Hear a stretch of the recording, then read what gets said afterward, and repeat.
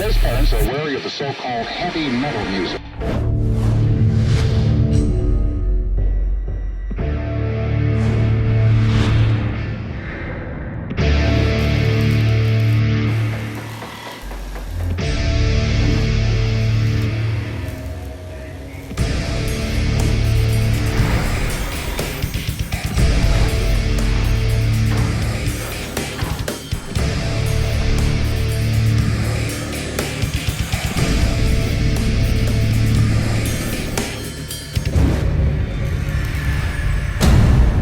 Salut à tous, Metal Excess, c'est l'essentiel de l'actualité métal et dérivé en quelques minutes, le tout en images, en musique et en interview. Metal Excess est une exclusivité Refix by Crédit Mutuel, la plateforme de toutes les musiques, tous les talents en partenariat avec Artforce.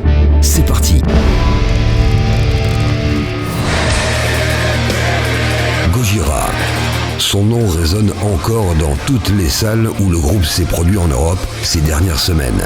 En France, le groupe est passé par Bordeaux, Paris, l'Accor Arena et Lyon à la Altony Garnier et annonce dès à présent qu'il reviendra cet été pour des festivals. Un show monumental, sonore et visuel, plus de 30 000 spectateurs déchaînés qui ne s'en sont toujours pas remis. Une première pour le métal extrême depuis quelques rares grands noms internationaux du genre. Gojira, son nom résonne aussi comme le premier groupe de l'histoire du puissant rock hexagonal à se produire dans le monde entier, du Japon à l'Amérique du Sud, de l'Australie aux États-Unis, en tête d'affiche dans des salles combles. Metal Excess a accompagné Gojira tout au long de son ascension depuis que l'émission existe. En mai 2012, nous étions alors à un mois de la sortie de L'Enfant Sauvage et notre équipe à Lille dans les loges du Splendide. Après avoir passé 3 ans à tourner à l'étranger, aux États-Unis et en Europe, à jouer aussi en première partie de Metallica, Gojira venait de signer avec le label Roadrunner. Alors je dirais que c'est un album plus abouti, je dirais qu'il est plus mature. On sent qu'on a de l'expérience quand même avec cet album, on sent qu'on a beaucoup tourné, qu'on a beaucoup appris du passé.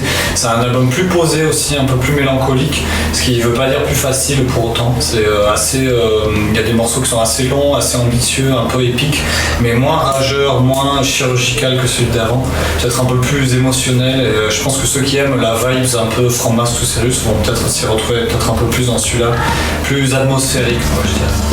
Gojira bougeait les lignes, notamment dans ses influences. On s'influence de tout en permanence. Maintenant, nos influences du début, on va dire que c'est plus les mêmes. Au début, on était influencé par Sepultura, Death, Morbid Angel. Aujourd'hui, ça évolue, on s'inspire, on a créé un petit peu nos codes à nous, on a nos outils, on a notre manière de créer nos outils. Donc ça, c'est un truc qu'on a bien digéré. Et c'est une chance aujourd'hui, on a des outils, tu vois, des façons de faire sonner les guitares. Moi, j'ai des codes à la batterie assez précis. Tu sais, ça devient des réflexes en fait. Mais des influences, au jour le jour, des influences, ça peut être la vie aussi qui nous influence, quoi, tu vois. Il peut y avoir un tas de choses, quoi. Musicalement, là, je vois pas ce qui vraiment nous a influencé dans cette période. Je pense qu'on a réussi à s'auto un petit peu nourrir, quoi, tu vois. Juste en jammant sur l'instrument. J'ai pas de référence précise à te donner, tu vois. Et c'est sans doute ça, l'un des ingrédients de Gojira, c'est de s'être bâti un univers qui lui est propre. Le ciment de cette réussite, c'est aussi ce mélange de fratrie et d'amitié. C'est une dimension importante, mais après on essaie de ne pas en faire une tyrannie, quoi, tu vois, absolument pas. On reste un groupe très démocratique. Quand on a des problèmes de frères à régler, on se met dans un coin, on parle, tu vois ce que je veux dire. Enfin, on n'est pas là, tout tourne pas autour des deux frères, bien au contraire. C'est vraiment, il y a un équilibre dans le groupe, mais par contre c'est une force artistique parce que lui et moi on se comprend totalement, quoi. Au-delà des mots, au-delà de la parole, quoi. C'est une connexion, quoi. C'est une connivence, quoi. Tu sais, c'est des trucs de frères, quoi, tu vois. Une semaine après cette première interview, Gojira ouvrait pour Metallica au Stade de France. À partir de là, nous avons régulièrement croisé la route du groupe.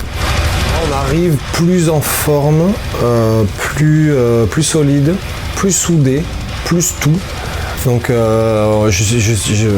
c'est des conditions où je monte sur scène et je me sens confortable, quoi. Je sais que même si je suis un peu fatigué sur l'un, même s'il y a un problème technique, même si je sais déjà que ce qu'on va dégager c'est mieux que la dernière fois, et ça c'est important et ça me fait du bien, ça nous met en confiance. On se sent vraiment très très bien en ce moment.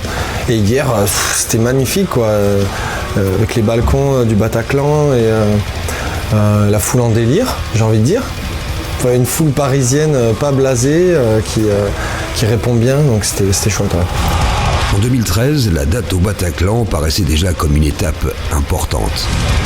Sans oublier le 3e passage de Gojira au Hellfest après les éditions 2006 et 2009.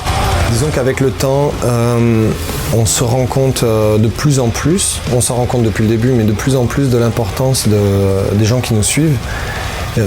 Même si c'est pas des fans, des gens qui payent leur place pour venir nous voir en concert, nous ça nous permet de vivre et ça nous permet de pas seulement de payer notre loyer, mais de vivre ce qu'on a à vivre quoi, et de partager ce qu'on a à partager avec des gens qui veulent bien le prendre et c'est beau quoi, tu vois. On est sur scène, on devient hyper émotionnel quand on voit ça, tu vois, ça touche profond, ça touche vraiment profond quoi. C'est hyper beau, c'est des moments très forts. C'est une belle aventure. Joe et moi, on vient de loin. En tant que frère, j'ai commencé à 13 ans. On a commencé le groupe, j'avais 14 ans. Lui avait 19 ans ou 18 ans. Et voilà, et depuis, on avait cette même passion, cette même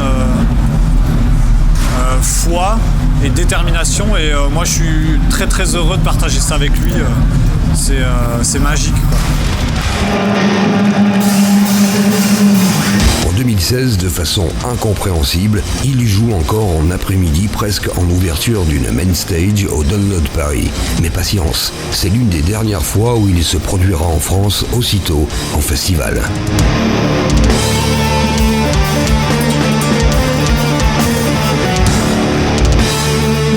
En fait, c'est ça que j'aime bien aussi avec ce métier, je pense, finalement. C'est que on vit beaucoup l'instant, quoi. Là, nous, notre projet, c'est cette interview, là, pour l'instant. Et puis le show d'après. Après, on a envie de se perfectionner en tant que groupe. On a envie de développer un show. On est très concentré sur tous les aspects du groupe, donc on est très occupé. On est soucieux de la relation avec nos partenaires, que ce soit nos agents, tourneurs, managers, les marques avec qui on travaille et tout ça, les marques d'instruments par exemple. La santé financière aussi de notre groupe, parce que c'est très compliqué de partir sur la route, d'embaucher 12 personnes, et même par extension on en embauche beaucoup plus parce qu'il y a les gens qui travaillent autour du groupe. L'argent qui reste à la fin, c'est pas grand chose, donc il faut qu'on fasse attention. Par exemple, on veut un écran géant derrière nous quand on joue, on peut pas. On peut pas avoir un écran géant, il faut un écran petit. Voilà, donc on sait que dans le futur, on aimerait bien réussir à avoir un écran géant. Ça sera plus joli, plus beau. Et chaque concert compte, chaque concert, on doit donner notre maximum. Donc c'est toutes ces choses-là qui constituent notre vie professionnelle.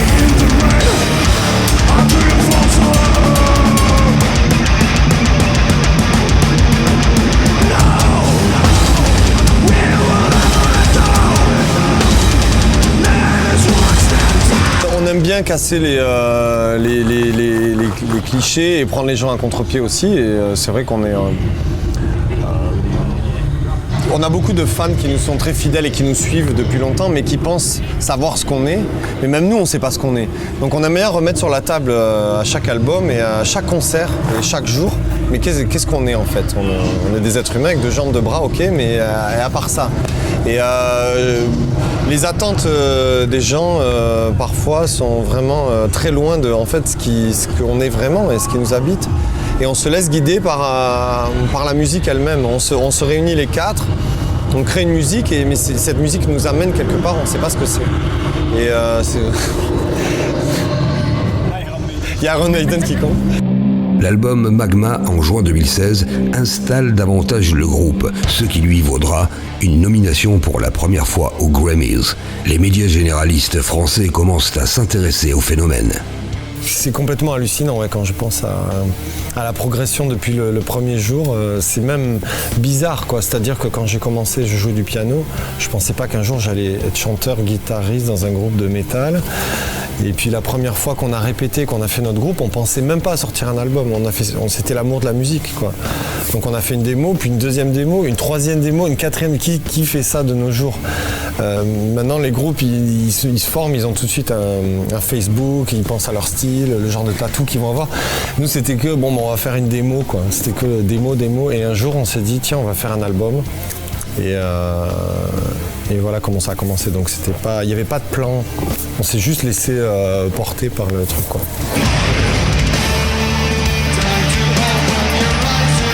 Un an plus tard, Marieux nous accueille sur la scène d'une salle mythique. Gojira fait son Olympia le 1er avril pour une date qui restera dans les mémoires.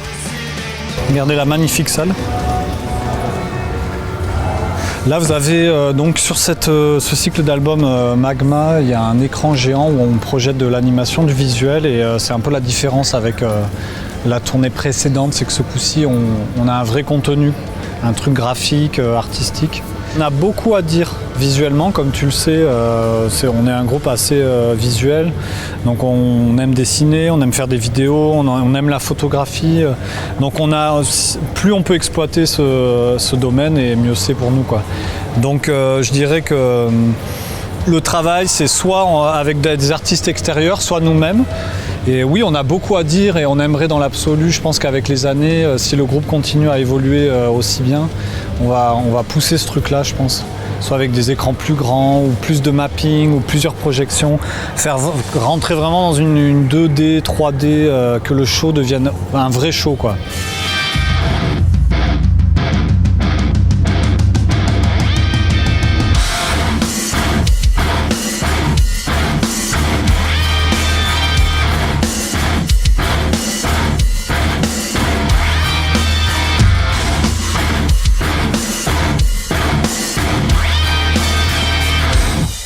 Deuxième download français pour le groupe qui ne cessera de monter en gamme pour atteindre une place de choix au Hellfest 2019.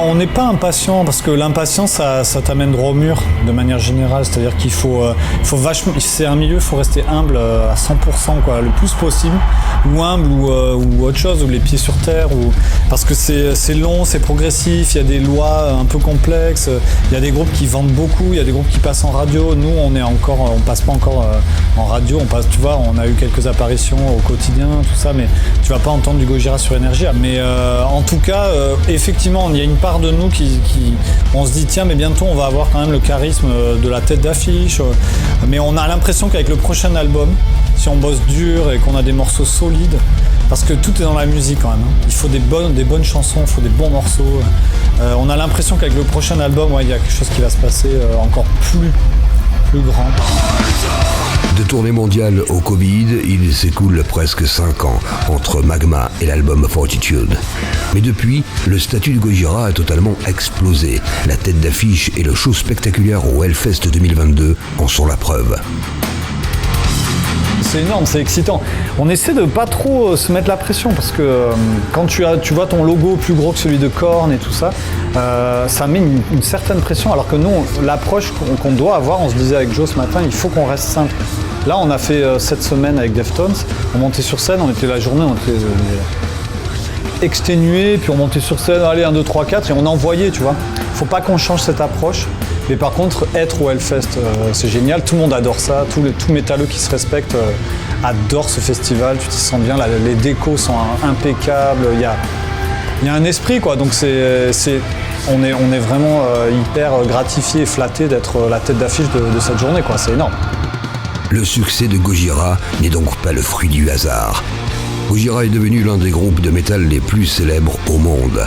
La qualité des 3 shows présentés en France en février ont révélé, s'il en était encore besoin, la marque des plus grands. Gojira sera en France le 1er juillet aux Eurocaines de Belfort, le 2 aux Arènes de Nîmes et le 6 juillet au Festival Musilac à Aix-les-Bains. Si vous n'avez pas encore vu le groupe avec ce show, ou même jamais sur scène, vous savez ce qu'il vous reste à faire. Salut à tous, ici Mario de Gojira, je reviens tout juste de tourner, je suis un peu éclâté. Je voulais juste partager avec vous le bonheur qu'avaient été ces 3 dates en France notamment. Bordeaux, Paris, Lyon, des concerts comme rarement on en a fait en tête d'affiche. Et vous avez été très nombreux au rendez-vous, ça restera gravé à jamais dans nos cœurs et c'est juste fou.